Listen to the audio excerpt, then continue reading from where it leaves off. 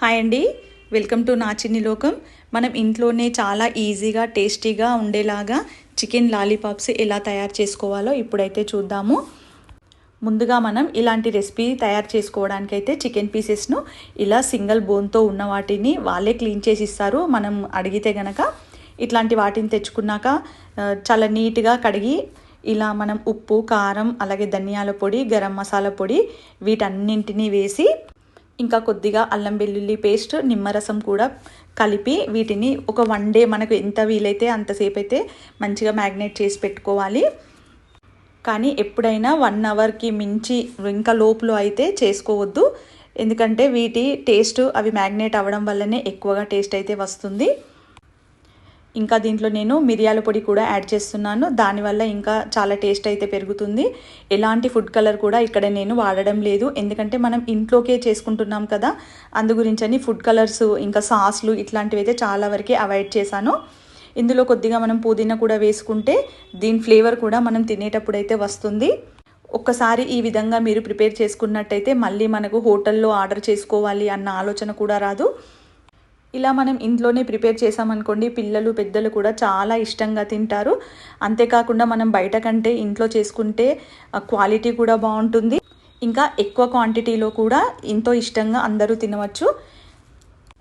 ఇక మ్యాగ్నేట్ చేసిన వాటిని అయితే పక్కన పెట్టుకోవాలి. వాటిని ఇక్కడ మరొక గిన్నెలోన నేనైతే ఒక టేబుల్ స్పూన్, ఒక టేబుల్ కాకుంటే మీకు వాటి క్వాంటిటీకి సరిపడా తీసుకోవచ్చు. ఇక్కడైతే నేను 2 టేబుల్ స్పూన్స్ కార్న్ఫ్లోరు, అలాగే 2 టేబుల్ స్పూన్స్ మైదా, ఇంకా 2 టేబుల్ స్పూన్స్ శనగపిండి తీసుకున్నాను.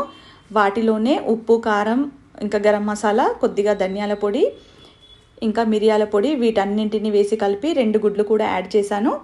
మనం కావాలంటే ఈ చికెన్ పీసులలో కూడా ఈ మెటీరియల్ అంతా దాంట్లో కూడా మనం కలిపి పెట్టుకోవచ్చు. కానీ నేను ఇలా ఎందుకు చేస్తున్నానంటే ఒకవేళ పీసెస్ మిగిలిపోయినాయి అనుకోండి, అవి మళ్ళీ మనం అట్లాగే ఫ్రిడ్జ్లో పెట్టేసుకొని నెక్స్ట్ డే చేసుకున్నా కూడా ఆ పీసులు అన్నవి పాడవకుండా మెత్తబడకుండా ఉంటాయి. మళ్ళీ ఎప్పుడు కావాలంటే అప్పుడు మనం ఇలా పిండి కలుపుకొని అందులో ఇట్లా డిప్ చేసి వేసుకోవచ్చు. ఇక్కడ మనం పిండిని మాత్రం చాలా పర్ఫెక్ట్గా కలుపుకోవాలి. ఎక్కువ లూజ్ అయితే మాత్రం అంత కడాయిలో పడిపోతుంది, ఇంకా పీసెస్కి కూడా పట్టుకోదు.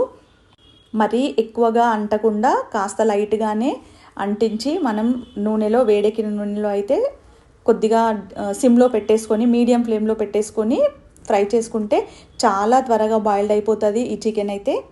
ఇంకా నేను లెగ్ పీస్ కడిపేటప్పుడు పుదీనా యాడ్ చేశాను కదా, అది కూడా మీరు చూస్తున్నారు కదా, అందులోకే యాడ్ చేశాను.